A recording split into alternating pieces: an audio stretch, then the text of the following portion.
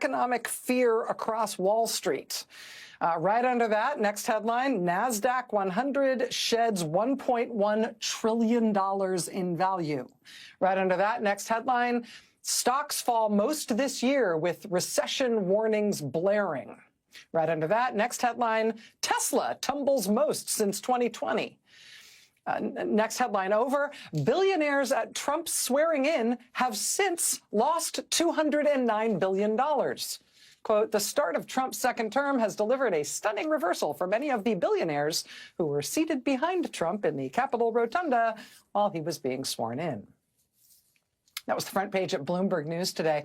Banner headline at NBC News this afternoon, quote, markets suffer brutal sell-offs as recession fears grow. This was the banner at USA Today. Quote, stocks plunge amid recession fears. Here was CNBC. Dow tumbles nearly 900 points. NASDAQ suffers worst day since 2022 as recession fears erupt. Tesla shares plunge 15%. That's in a day, suffering steepest drop in 5 years. Musk says he is running his businesses, quote, with great difficulty as shares tank. And it just keeps going. I mean, you know, how specific do you want to get? Tariffs are lose-lose for U.S. jobs and industry, economist says. BlackRock executive says Trump deportations will have severe impact on agriculture and construction. Fintech, meaning financial technology stocks, plummet as Wall Street worries about consumer spending. And even this one, industry-specific, another industry-specific one, Delta Airlines slashes earnings outlook, citing weaker U.S. demand. Why is Delta citing weaker U.S. demand for air travel? It's because, quote, demand in the domestic market for air travel slumped in February after a series of aviation industry accidents, winter storms, and reduced government travel. Just on that one piece of it, whether or not Americans are interested in flying anywhere these days, after yet another plane crash this weekend, this time in Lancaster, Pennsylvania, the Atlantic magazine is now reporting on how things are going at the FAA under Donald Trump and his top campaign donor, Elon Musk, who owns both Twitter and also SpaceX, the troubled space company, with its subsidiary Starlink, the satellite internet company. The Atlantic reports, quote, last week disruptions occurred at airports from Florida to Pennsylvania because of the explosion of the SpaceX Starship on its latest test flight, which rained down debris and snarled air traffic. When these disturbances occur, sometimes suddenly, it falls to aeronautical information specialists to update charts and maps and flight procedures that each day guide more than 45,000 flights and 2.9 million passengers across America's more than 29 million square miles of airspace. Quote, Trump's drive to downsize the federal government, as directed by Elon Musk's DOGE initiative, is drastically reducing the number of aeronautical information specialists and other workers in critical safety roles at the FAA. Interviews and internal FAA records show that as many as 12% of the nation's aeronautical information specialists have now been fired or have exited the agency. 12% of everybody who has that job in America is gone since Trump took over. Aeronautical information specialists, the people who rewrote planes when bad stuff happens. This, of course, comes after the New York Times reported on a confrontation a few days ago at the White House between Musk and the Fox Business Channel host who Donald Trump saw fit to install as our nation's transportation secretary. Quote, Mr. Duffy said the young staff of Mr. Musk's team was trying to lay off air traffic controllers. Quote, what am I supposed to do? Mr. Duffy said. I have multiple plane crashes to deal with now, and your people want me to fire air traffic controllers? And stick a pin in that for a second. We'll come back to the president's top donor and what he's doing to American air travel in just a moment and how we ought to be thinking about that given what's going on in the news right now. But As the markets crash today, and as Wall Street and the business sector and economists broadly start to righteously freak out about what the American people have wrought by reinstalling Donald Trump in the White House, have a look at this from this weekend. This was another weekend in which we saw people protesting all over the country at Elon Musk's car company, at Tesla dealerships everywhere. Protests this weekend at the Tesla dealership in Pasadena, California, which is Southern California, also Palo Alto up in Northern California, in Decatur, Georgia, in Vancouver, Washington, in Boston at the big Tesla dealership there, in Chicago at the Tesla dealership on the Gold Coast there, in Manhattan at the Tesla dealership. There was another big protest this weekend at which people did civil disobedience and got arrested. I think this is the second, if not the third time, that people have actually done civil disobedience and had to be dragged out of that Tesla showroom in New York City. This was a big weekend of protests. Women's Day this weekend brought out a lot of anti-Trump, anti-Elon Musk protesters, plus people standing up for abortion rights and for immigrants' rights.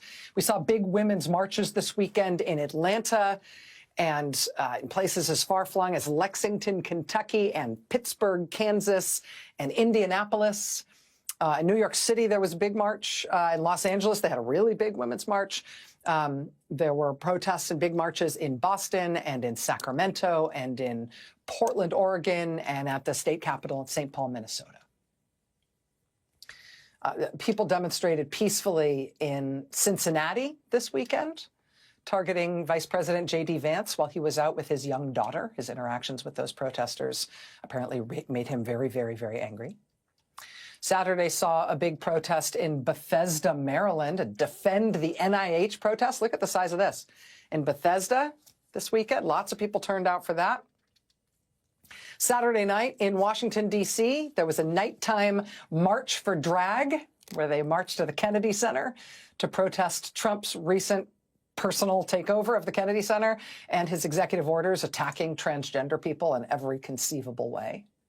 Saturday in Milwaukee, Wisconsin, there was a daytime protest to defend veterans, a protest in Milwaukee against the massive cuts that Trump has slated for the VA. New York Times reporting this weekend that Trump's huge VA cuts have already cut off midstream clinical trials for veterans with advanced cancer. These are clinical trials for veterans who effectively don't have any other treatment options left, and they are facing death. And these clinical trials at the VA might be their best shot to live, but they are canceled now because of the cuts that Trump has already imposed on the VA. That is ahead of the 80,000 people he says he's going to fire at the VA by June. On Saturday in Washington, people unfurled this huge Ukraine flag for a Don't Abandon Ukraine protest that was on the ellipse outside the White House. In Texas, Massachusetts Senator Elizabeth Warren traveled to Austin, Texas this weekend. And Elizabeth Warren rally, look at this, in Austin, Texas, turned out 3,500 people at the state capitol in Austin. Senator Bernie Sanders of Vermont continued his project of rallying people all across the country this weekend. He has been specifically focused on House districts that are currently represented by Republicans. Look at this crowd. Kenosha, Wisconsin on Friday night, 4,000 people turned out in Kenosha to see Bernie Sanders. The next morning, elsewhere in Wisconsin, he was in Altoona. In Altoona, Wisconsin, on Saturday morning, more than 2,500 people showed up to see Bernie Sanders. That's about a quarter of the town's entire population. Then on Sunday, Senator Sanders went to suburban Detroit, Michigan, where he spoke to 9,000 people. More than 9,000 people turned out in Michigan to see Bernie Sanders. Town halls with members of Congress continue to be packed, and also really interesting, in Washington state this weekend, Democratic Congresswoman Emily Randall held a packed town hall in Tacoma Friday night. She was then slated to hold another one Saturday morning in Bremerton, Washington, but so many people packed into that one that the venue filled up in minutes. She apparently made the decision on the spot that she would just stay and hold a whole second town hall after the morning one so that people could get in from the overflow to ask her questions. She just doubled up. And I'll say, I watched a lot of the footage from those town halls, and her constituents were asking her questions, but Congresswoman Randall's constituents were also there to holler at her to do more. Congresswoman Randall is one of the Democratic members of Congress who walked out of President Trump's speech to Congress last week, and she did get a huge round of applause from her constituents for that. But the tone of that town hall was really anguish from her constituents about what's happening in Washington, and honestly demands to her that she do more, that she somehow find a way to be even more confrontational against Trump. Again, in Texas, Congressman Joaquin Castro held a packed house, had a packed house at his San Antonio town hall as well. Local news interviewed some of his constituents who were in tears, talking about how concerned and angry they are about what Trump is doing to the government. And this is an interesting one. This is a Republican. In Western Michigan, Republican Congressman Bill Huizenga, I think that's how you say his name. It's Huizenga, Huizenga. He held a teletown hall this weekend with his constituents. He actually told his constituents on the call that he didn't want to do an in-person town hall because he thought people would be disruptive if he showed up in person. So he just did it by phone. Even still, even though it was just on the phone, that still led to his local ABC affiliate in Western Michigan, getting him on the record and on tape from that teletown hall with this. Take a listen to what one person asked and how he, in part, responded.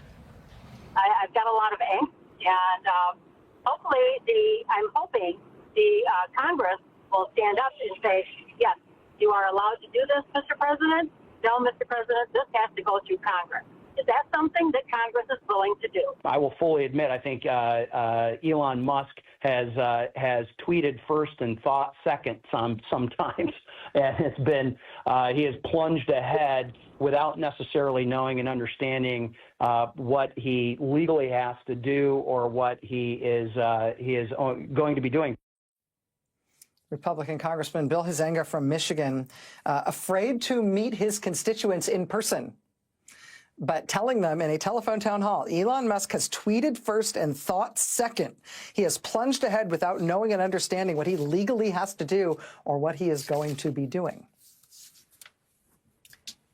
The actions of Donald Trump and Elon Musk are indefensible, according to Republican members of Congress. And they do not want to have to admit that on camera in front of their constituents, let alone face them eyeball to eyeball. But doing a teletown hall still gets you on tape, even when you're just there on the phone. In Kansas this weekend, Republican Congressman Ron Estes thought that he figured out how to fix this problem. This is fantastic. Congressman Estes called for a rally. He called for a big pro-Trump rally and protest event in his district. And it was to be sponsored by a right-wing group called Americans for Prosperity. So this event, it was Saturday in Wichita, Kansas, again, called by the congressman, telling his constituents to show up to protest for Donald Trump. And the event was drowned out by a much larger group of anti-Trump protesters who showed up to protest against Donald Trump and also against their Congressman Ron Estes. If you look at any of the signs, you'll see something, everything from protect DEI to protect women to help Ukraine. It's just a little bit of everything all at once. Defend Democracy organizers use the rally as a lightning rod, aiming to express their opposition to state leaders on a variety of topics. The DEI, USAID, the firing of so many people for no reason, the park rangers. Arguing that the job cuts by President Donald Trump and Elon Musk's Department of Government Efficiency are only hurting Kansans. Again, that was supposed to be the pro-Trump event. Dang nabbit! Republican Congressman Ron Estes of Kansas trying to get people to rally for Trump, trying to get some good press for the Republicans and Trump, but then the number of people who turn out in Kansas to protest against him and against Trump just totally dwarfs what he was trying to do. Let me just show you like one more little 10-second blip of this. This is the very end of that local news package on KSN in Kansas. Now, Congressman Estes, how'd it go trying to get some good press for your pro-Trump event that was totally swamped by anti-Trump protesters? How did it go? We intended to speak to Ron Estes, but he left the rally before addressing the media present. Here for you, Peyton Steiner, KSN News 3. Republican Congressman Ron Estes of Kansas. Step 1, invite the media. Step 2, forget that your own constituents are horrified at Donald Trump and looking for any opportunity to protest him. Step 3, leave without talking to the media. Very important. Hope that they forget that you are the one who invited them to be there, to show off all the Trump love in your district. There were also good-sized protests today in New York City after the Trump administration sent immigration agents to address a legal permanent resident of the United States, a green card holder, who had also been involved in protests against Israel's war in Gaza at Columbia University. Tonight, a federal judge in New York has blocked the Trump administration from deporting that young man and forcing him out of the country, despite the fact that he is a legal permanent resident and has a green card. That federal judge has called a hearing on the matter on Wednesday, says he wants everybody involved in that case to be there in person for that hearing, and that young man cannot be sent out of the country. In this case, the administration has made clear that's not only something they want to do, it's something they want to do specifically and only because of this man's political views. There's no criminal allegations against him. There's no, material support of terrorism allegations against him or anything. There's nothing. They just don't like his politics, and they see that as reason to revoke his legal status in this country and try to force him out. Secretary of State Marco Rubio, in addition to defending and advancing that, also joined with Elon Musk this weekend in a bizarre attack on our ally, Poland. I mean, just for context here, many observers believe that after Trump gives Putin free rein to do what he wants in his war in Ukraine, Putin will keep going and push into Georgia in the south, which he already invaded in 2008. In the southwest, he's already got a big footprint in Moldova. He appears to be aggressively meddling in the government and elections of Romania already. And of course, due west of Ukraine, sharing a long land border with Ukraine, is our very close ally, Poland. This weekend, President Trump's top campaign donor, Elon Musk, tweeted insults at the foreign minister in Poland and bragged about how Ukraine would collapse without what he called my Starlink system. My Starlink system. That's his satellite internet terminals that are widely used in Ukraine and that Poland mostly pays for. Secretary of State Marco Rubio then jumped in on that and demanded that the Polish foreign minister should say thank you to Elon Musk. And there's a lot to say about this radical 180-degree shift the United States is currently making, switching sides in the world and in the war to join Russia and turn against our allies. I mean, Poland has just announced that it's now going to require every adult male in the country to undergo military training, and they are going to more than double the size of their army. And that is not because they're trying to make anybody feel impressed about their defense spending. It's because they're expecting to soon be at war with Russia, because they're expecting Russia to invade them. France has announced that now that the United States no longer appears to be allied with Europe, and it has been our nuclear umbrella that has been seen as the primary nuclear defense of Europe, President Emmanuel Macron of France is now saying that since the United States no longer appears to be allied with Europe, it may have to be France that posts its nuclear weapons as protection all over Europe now. They're talking about wildly expanding the nuclear deterrent afforded by France in Europe. Both Poland and Germany are also now talking about getting their own nuclear weapons. Oh, good. Trump has meanwhile just cut our support for nuclear nonproliferation detectives all over the globe. These are the people who hunt for those who are trying to illicitly acquire nuclear weapons or materials. They work all over the world, including Iran. Trump has just cut our funding for those activities. Wired magazine reports that Trump and Pete Hegseth at the Pentagon are about to cut 75% of the Defense Department programs that aim to stop proliferation of nuclear weapons, as well as chemical and biological weapons. NBC News reports tonight that Trump additionally is just going to fire 8 to 10% of all the generals and admirals at the senior levels of the United States military, because sure, why not? That one he's going to put a bow on when he delivers it to Red Square, I think, right? That one's extra special. But amid all the things going on with our flipping sides and us now berating and hurting our previous allies, while we take very, very ambitious steps to destroy not only our alliances, but our own military power, our intelligence relationships, and our own economy. While we're doing that, right? Gutting the U.S. federal government, hurting the military, hurting our intelligence relationships, ruining our alliances, and trashing the economy. While we're busy with all of those things, there's just one other thing that kind of, I think, brings all sides of the news today together. Remember at the top I said stick a pin in that? I mentioned that there's this new reporting on the impact of what Trump and Musk are doing at the FAA, Federal Aviation Administration. Amid all these plane crashes and the crisis they are causing by firing all the people who keep the planes in the sky. At the Atlantic magazine, Isaac Stanley Becker reports on a SpaceX employee who has now been installed at the FAA, quote, to deploy equipment from Starlink across the FAA's communication network. Starlink, of course, Elon Musk's satellite internet terminals company. The directive, quote, promises to make the nation's air traffic control system dependent on Elon Musk, using equipment that experts say has not gone through strict U.S. government security and risk management review. So just put those two things together.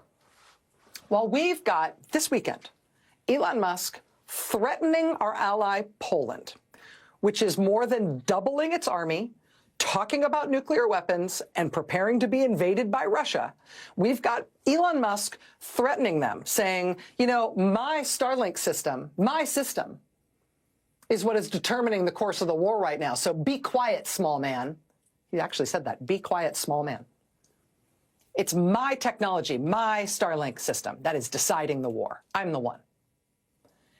And while we've got Musk behaving that way against one of our allies when it comes to Starlink, we apparently are simultaneously giving over all U.S. airspace to Starlink as well by letting him take over U.S. air traffic control technology at the FAA, installing his own company in place of the companies that have been cleared by the FAA to provide that technology. Not to put too fine a point on it, but as noted today at The Atlantic, quote, Starlink presents many risks, said one expert. Quote, part of the risk is that Musk could simply choose to switch the devices off. If Starlink runs American airspace, because that's what Donald Trump is letting his top campaign donor do, that gives Elon Musk the ability to shut down American airspace at will. Because after all, Starlink is my Starlink system, according to him, and he can do with it what he wants. Now Donald Trump says that's what's going to run air traffic control in the United States. Seem like a good idea? U.S. Senator Mark Kelly is with us tonight.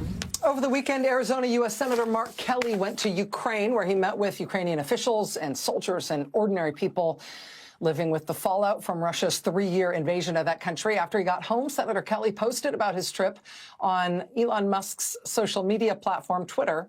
He said in part, quote, just left Ukraine. What I saw proved to me that we can't give up on the Ukrainian people.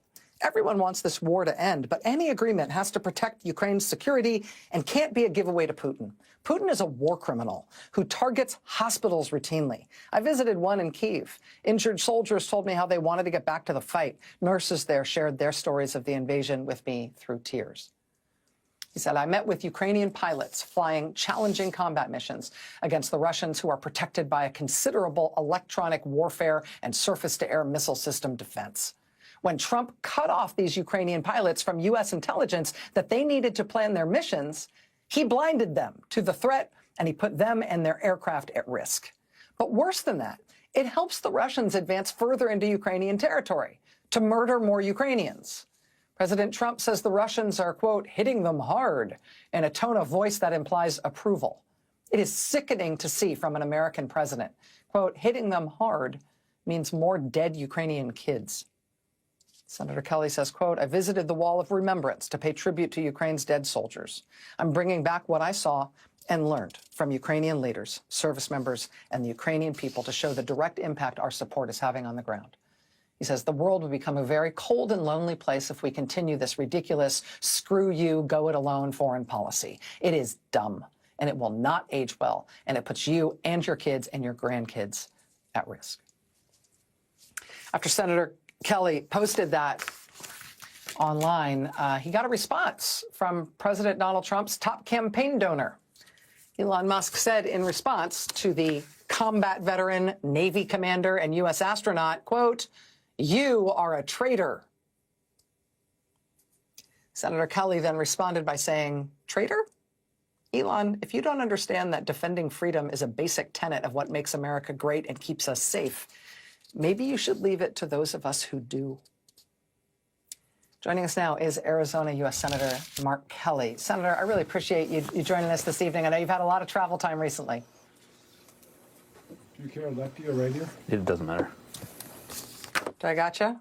It was, yeah, I can hear you. Okay, I can hear you now, hear too. me? Go ahead, sir. I can hear you now. All right. Yeah, sorry about that. I thank you for having me on the show. It's a long trip to get there. It's exhausting. It's really important to do it, especially now. I mean, I can't believe what's going on. It seems like our country, well, at least the Oval Office, has switched sides in this conflict. And to meet with the Ukrainian people, you showed the two nurses on the screen there. Tatiana and Irina were their names, and their story is just heartbreaking. It is so sad. You didn't share the part, I think. I think it's important to hear what they experienced. They watched children that they knew being raped by Russian soldiers in front of their parents, and then those kids murdered by those Russian soldiers in front of their parents. It was heartbreaking. It is horrendous. It'll never be forgiven. Those soldiers were sent there by Vladimir Putin to destroy this country. Putin is an existential threat to Ukraine, to Europe. Ultimately, those women come to work every single day and try to take care of these veterans. It was one of the saddest things I've seen since I've been in this job.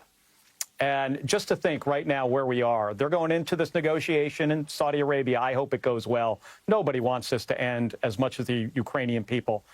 But, Rachel, this has to end in a way where Ukraine has dignity and has their territory back, in a way where they're stronger. And what Donald Trump has done, I mean, he has really set up these negotiations in a way that not only make us look weak, but they put Ukraine in a really horrible position. In terms of these negotiations, such as they are, that are happening, in terms of the posture of the U.S. towards this conflict, it appears to me from the outside, just as a citizen looking at this, that nothing has been asked of Russia, and that, to the contrary, everything that Russia might conceivably have asked of the United States, short of U.S. troops bombing Ukraine itself, has been offered to Russia without concession by this president. I don't know why Marco Rubio personally feels like the right vessel for that, given his previous clear-eyed warnings about and criticism about Vladimir Putin. Do you feel like there's anything the United States could do, if it had its wits about it, to try to change some of the way that Trump is interacting already with Russia and Ukraine in a way to make it more likely that Ukraine loses this war? Well, I could tell you what we shouldn't have done. Right at the beginning here of this negotiation, Donald Trump decides to give up Ukrainian territory, say that's not an option, they're not going to get everything back, and to say they'll never be a member of NATO. That's not the way you go into a negotiation. And Secretary Rubio said something similar here on his way to Saudi Arabia. You always want to negotiate from a position of strength. They're not doing that. You're right, they have not asked anything of the Russians. And Putin is a criminal. He respects, if anything, he respects strength. But keep in mind, Rachel, he wants to undermine Western civilization. He wants to undermine our country.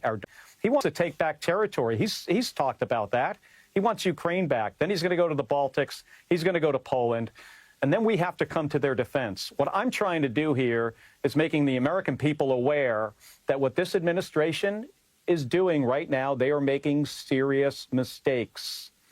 We've got to go into a negotiation strong. Donald Trump thinks, he looks, strong, but he's really being a bully, and he's at least for the Russians, he's making us look weak. Senator, I have to ask you, and I apologize in advance for doing this, but I have to ask you if you have any response tonight to what the president's top campaign donor, Mr. Musk, said about you, bluntly calling you a traitor in response to you writing about your trip to Ukraine. Well, Rachel, when I was 22 years old, before getting sworn into the Navy, or as I was getting sworn in to the United States Navy, I swore an oath to our Constitution to protect and defend the Constitution. I have lived that oath my entire life. I flew in combat in the first Gulf War.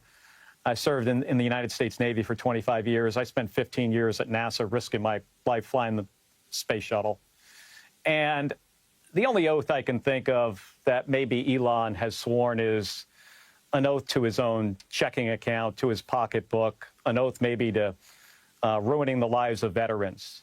I had veterans in my office last week who, after really good performance reports, found out that Elon Musk fired them for poor performance. He has ruined these people's lives. They were serving our country again in very valuable roles, and they did not deserve to get fired by an email from an unelected billionaire. So I think Elon needs to, go back to making rockets. That's what he should focus on. He shouldn't be focused on this slash and burn of the federal government. And by the way, Rachel, he's doing it for one reason. He's doing this so they create a little space so the big giant tax cuts that they're going to give for millionaires and billionaires do not look as bad, does not add as much to the debt and deficit. And the way he's going to do it is he's firing people. And then on top of that, he's going to cut health care for kids that a third of kids get their health care, or a third of people that get their health care from Medicaid are children, and he's going to cut health care for seniors, all to give this big tax cut. So I would prefer if Elon went back to his old job, at SpaceX and Tesla. Well, it seems like certainly Starlink or SpaceX could use some executive help at this point. Maybe some more time might be available. Senator Mark Kelly, I really appreciate you taking time tonight. Thank you for talking to us tonight, sir. Thank you, Rachel. All right, more news ahead here tonight. Stay with us. Xin chào tất cả các bạn đã quay trở lại với kênh Tô Màu của mình. Hôm nay mình sẽ hướng dẫn các bạn tô màu một bức tranh về bé thỏ đang đi học nha. Rồi, đầu tiên thì mình sẽ tô chiếc áo của bé thỏ. Chiếc áo của bé thỏ, cô thỏ này mình sẽ lựa chọn tông màu hồng.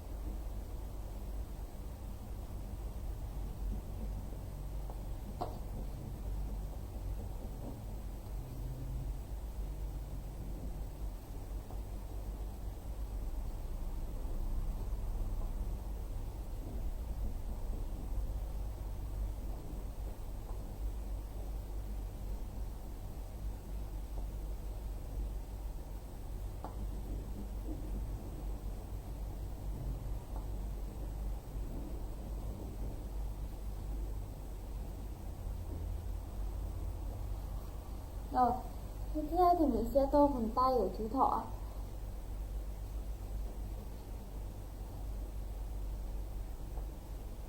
Chào tất cả các bạn, quay trở lại video tô màu của mình.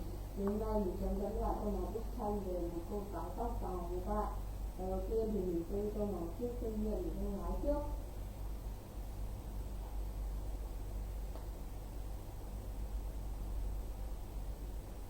Rồi.